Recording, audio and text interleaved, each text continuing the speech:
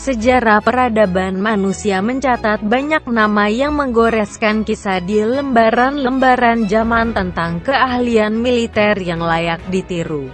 Di antara tokoh militer yang paling cemerlang adalah Panglima Islam Khalid bin Al-Walid radhiyallahu anhu. Ia berada di puncak para ahli strategi militer. Kesimpulan itu berangkat dari kemampuannya menggetarkan benteng-benteng Persia dan Romawi dalam hitungan tahun yang singkat saja atas izin Allah. Padahal dua kerajaan itu adalah kerajaan adidaya. Karena kepemimpinan militernya, Islam tersebar di Jazirah Arab, Irak, dan Syam dengan mulia dan penuh wibawa. Saking mengerikan dan hebatnya tipu daya, strategi Khalid dalam berperang, sampai-sampai Abu Bakar memujinya dengan ucapan, "Demi Allah, orang-orang Romawi akan lupa dengan tipu daya setan karena kedatangan Khalid bin Al-Walid." Abu Bakar radhiyallahu anhu juga mengatakan, para wanita tidak akan mampu lagi melahirkan seseorang seperti Khalid. Kaum muslimin mengenalnya dengan sebutan Saifullah, pedang Allah. Sebutan itu melekat bermula saat Rasulullah menyebutnya demikian di hari keislamannya. Engkau adalah pedang di antara pedang-pedang Allah yang diahunuskan kepada orang-orang musyrik. Strategi Khalid bin Al-Walid di Perang Mu'tah. Di Perang Mu'tah, perang yang terjadi pada tahun 8 Hijrah, 3.000 pasukan Islam dikepung oleh 100.000 pasukan Romawi. Saat itu, 3 panglima pasukan kaum muslimin gugur di Mu'tah, Zaid bin Haritsah, Ja'far bin Abi Thalib, dan Abdullah bin Rawahah radhiyallahu anhu. Kemudian orang-orang mengangkat Khalid bin Al-Walid menjadi panglima. Sadar dengan jumlah yang tidak sepadan, Khalid membuat taktik mundur yang begitu rapi. Gerakan mundur yang direncanakan sedemikian rupa sehingga musuh takut untuk mengejar. Strategi yang unik mundur dari medan perang. Tapi musuh yang jumlahnya sangat besar dan bersenjata lengkap malah merasa ketakutan, sehingga mereka tidak berani mengejar.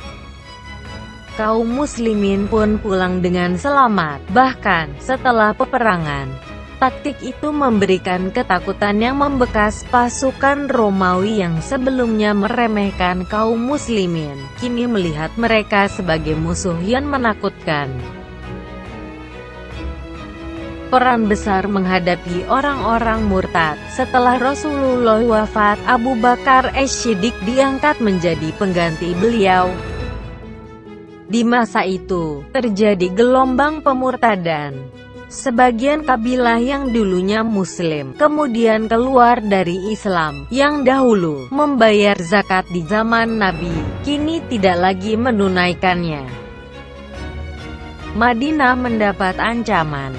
Kebijakan berani pun harus diputuskan oleh Khalifah baru. Abu Bakar menetapkan kebijakan dan sikap tegas atas pelanggaran ini. Ia mengutus panglima perangnya, Khalid bin Al-Walid, untuk membungkam pembangkangan. Melalui keputusan tegas Abu Bakar dan kemampuan militer Khalid, Allah kembalikan kewibawaan kaum muslimin di Jazirah Arab. Setelah Khalifah Abu Bakar As-Siddiq merampungkan urusan dalam negeri, mulailah beliau berpikir mengamankan daerah perbatasan, khususnya wilayah-wilayah yang berdekatan dengan Persia dan Romawi, karena bukan rahasia lagi, dua kerajaan besar ini tengah mempersiapkan diri menyerang daulah Islamiyah yang baru tumbuh. Abu Bakar mengutus panglima-panglima terbaiknya untuk mengamankan perbatasan. Khalid bin Al-Walid membawa pasukan besar yang berjumlah 10.000 orang menuju Irak. Al-Musanna bin Haritsah As-Syaibani menuju wilayah Hirah. Iyad bin Ghanam menuju Daumatul Jandal dan kemudian bergabung ke wilayah Hirah. Dan Said bin Al-Ash dengan 7.000 pasukan menuju perbatasan Palestina. Persia dan Romawi pun dibuat sibuk oleh negara kecil yang berpusat di Madinah itu. Khalid bin al-Walid berhasil merebut wilayah selatan Irak, kemudian menaklukkan Hira, sementara pasukan Iyad menghadapi kesulitan melawan orang-orang Ghasasina. Khalid pun datang membantu Iyad. Setelah itu, ia kembali lagi menuju Irak. Ketika Abu Bakar Ash-Shiddiq radhiyallahu anhu mengetahui Heraklius menyiapkan 240.000 pasukan perang untuk menyerang Madinah, ia sama sekali tak gentar. Abu Bakar tidak merasa ciut sehingga merasa perlu merendahkan diri dan mengikat perjanjian damai dengan Kaisar Romawi itu. Ia meresponnya dengan mengumumkan jihad ke seantero Hijaz, Najd, dan Yaman. Seruannya pun disambut dari segala penjuru. Setelah para mujahid datang, Abu Bakar menyiapkan 4 brigade serang menuju Syam. 4 kelompok besar ini dipimpin oleh Yazid bin Abi Sufyan, Syurahbil bin Hasnah, Abu Ubaidah bin al-Jarrah, dan Amr bin al-Aish. Kabar persiapan pasukan Arab Islam menuju Syam pun didengar oleh tuan rumah Romawi. Heraklius menyiapkan sambutan untuk tamunya dengan pasukan yang sangat besar. Lebih dari 120.000 pasukan disiapkan untuk menghadang pasukan Islam dari segala penjuru. Mengetahui besarnya jumlah pasukan musuh, panglima-panglima pasukan Islam berunding dan akhirnya bersepakat meleburkan 4 pasukan menjadi satu kelompok saja. Strategi ini diamini oleh Abu Bakar. Strategi kaum muslimin juga direspon Romawi dengan menyatukan pasukan besarnya di bawah pimpinan Theodoric, saudara Heraklius. Jarak tempuh 2 bulan perjalanan membuat panglima-panglima kaum muslimin ketar-ketir dengan stamina pasukan mereka. Mereka khawatir jarak tersebut membuat semangat tempur dan kesabaran pasukan menguap terpapar teriknya matahari padang pasir, ditambah lagi materi pasukan musuh yang besar dan lengkap. Mereka pun meminta bantuan kepada Khalifah Abu Bakar Ash-Shiddiq. Surat permohonan bantuan tiba di Madinah setelah bermusyawarah dan mengetahui detail keadaan di lapangan. Abu Bakar memandang perlunya peralihan kepemimpinan pasukan. Perang besar ini butuh seorang pemimpin yang cerdas strateginya dan berpengalaman.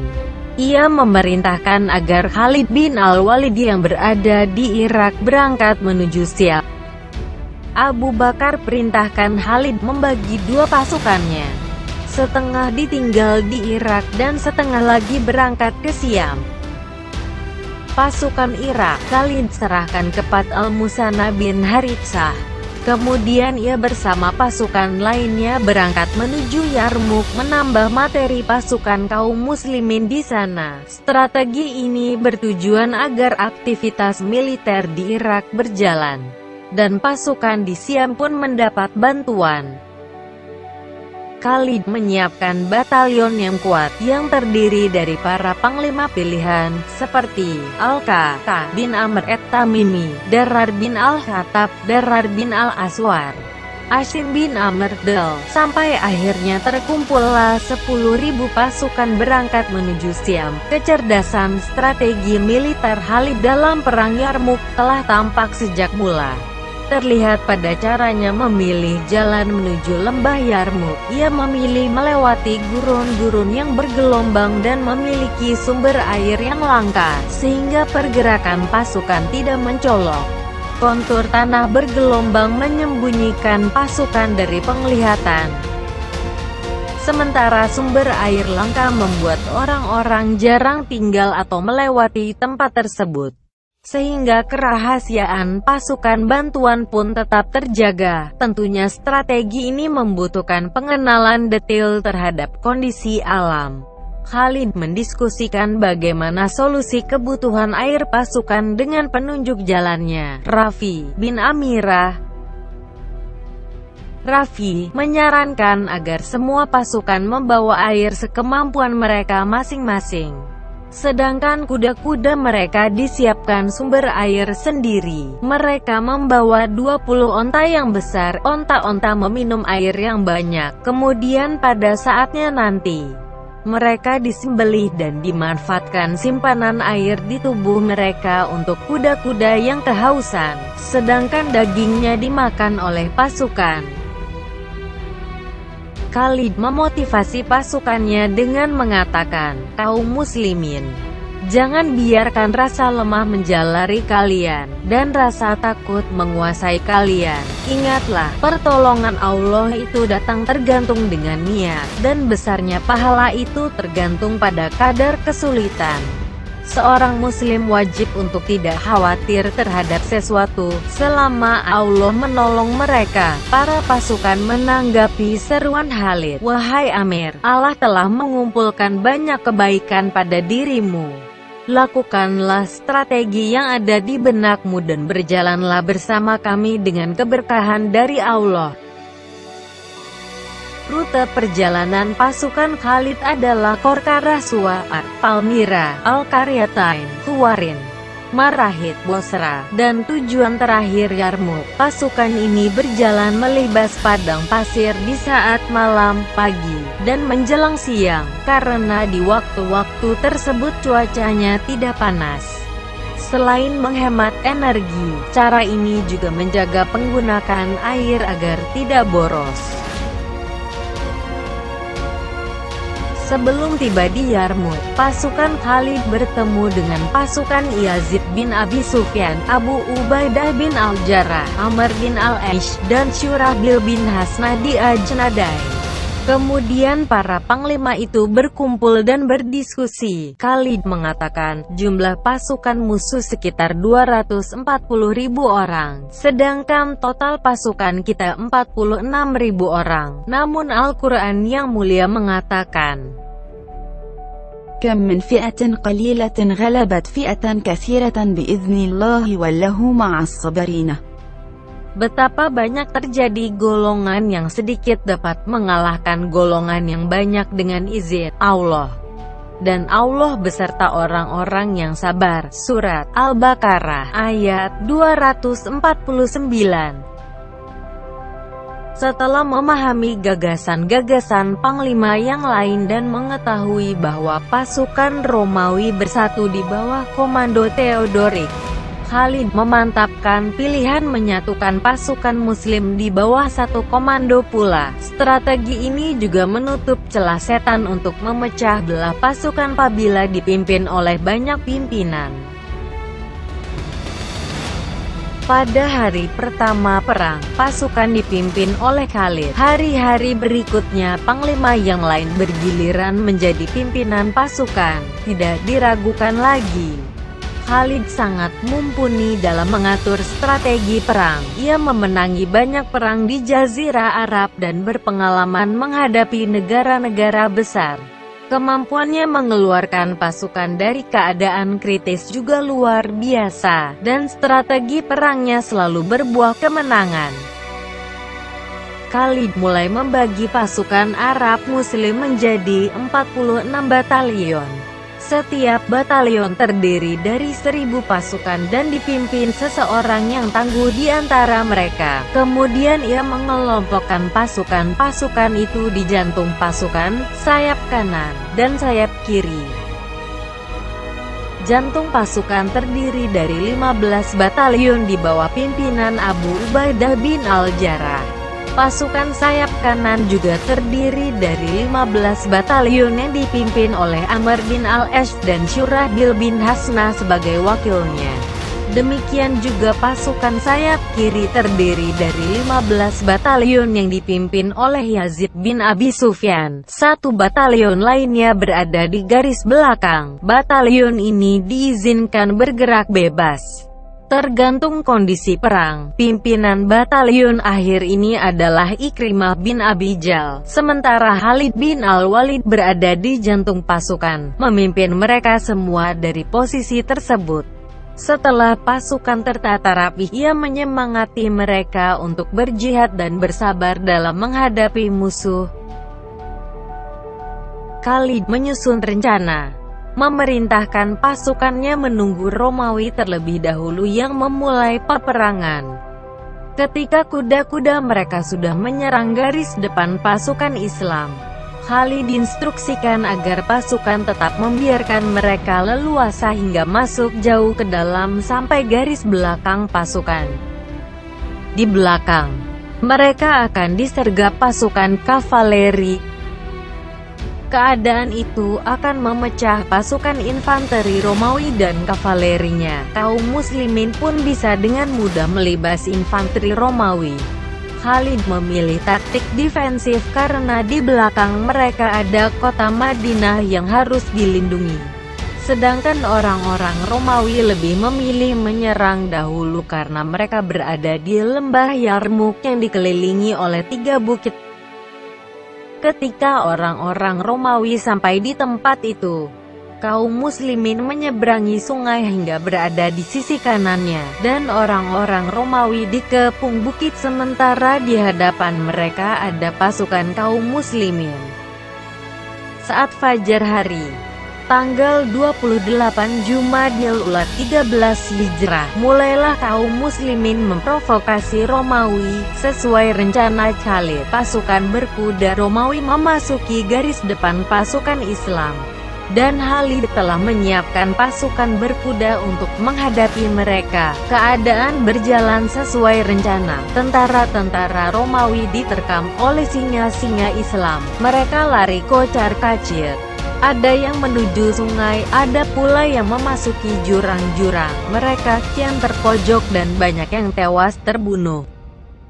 Karena takut lari dari perang, pemimpin mereka merantai pasukan pejalan kaki ini. Satu rantai 10 orang. Rantai itu membuat mereka sulit bergerak. Terlebih saat salah seorang dari mereka terluka atau tewas. Perang berlangsung selama 1 hari. Theodoric kabur dan akhirnya tewas terjerembab ke dalam jurang. Kerugian yang didapat kaum muslimin pada perang ini sekitar 3.000 pasukan terluka, sedangkan kerugian Romawi tak terhitung. Seorang dari pasukan Khalid menyatakan bahwa kerugian yang diderita Romawi adalah 8.000 orang Romawi tewas terjerembab di parit, termasuk diantaranya Theodoric, saudara Heralikus. Khalid berkata, "Segala puji bagi Allah yang telah menolong hamba-hambanya yang beriman." Sebelumnya, saat perang tengah berkecamuk, datang seorang utusan dari Madinah yang mengabarkan bahwa Khalifah Abu Bakar Ash-Shiddiq radhiyallahu anhu wafat. Kaum muslimin telah sepakat membayat Umar bin Al-Khattab radhiyallahu anhu sebagai penggantinya. Utusan itu juga mengabarkan Khalifah Umar mengganti Khalid bin Al-Walid dengan Abu Ubaidah bin Al-Jarrah sebagai panglima utama pasukan. Khalid sengaja merahasiakan kabar ini, khawatir konsentrasi pasukan terpecah dan mengganggu moral pasukan jika diberitahu saat perang terjadi. Setelah perang usai, Khalid meletakkan jabatan dan memberikannya kepada Abu Ubaidah bin Al-Jarrah. "Sekarang, engkaulah panglima besar pasukan, aku adalah prajuritmu yang bisa dipercaya, perintahkanlah aku. Aku akan mentaati," kata Khalid kepada Abu Ubaidah. Nama Khalid bin Al-Walid telah terukir dalam sejarah sebagai seorang panglima besar. Ia turut serta dalam perang-perang yang mengubah perjalanan sejarah, mampu menghantam negara adidaya yang sebelumnya tak terkalahkan, dan mengangkat martabat Daulah Islamiyah. Setelah kemenangan di Yarmuk, Khalid memperingatkan Raja Persia, Kisra, yang juga ingin memerangi Islam. Khalid mengatakan, "Masuk Islamlah, pasti kau selamat. Jika tidak, sungguh aku akan datang menemui kalian bersama orang-orang yang mendambakan kematian sebagaimana kalian mencintai kehidupan." Saat membaca surat itu, Kisra merasa ciut. Ia mengirim utusan ke Kaisar China untuk meminta bantuan. Kaisar China menanggapinya dengan mengatakan, "Wahai Kisra, Tidak ada daya bagiku menghadapi kaum yang seandainya mereka ingin mencongkel gunung, niscaya mereka bisa melakukannya. Orang-orang yang takut kepada Allah, maka Allah membuat segala sesuatu takut kepada mereka. Di akhir hayatnya, ia hanya memiliki harta berupa pedang dan kuda yang ia pakai untuk berjihad di jalan Allah.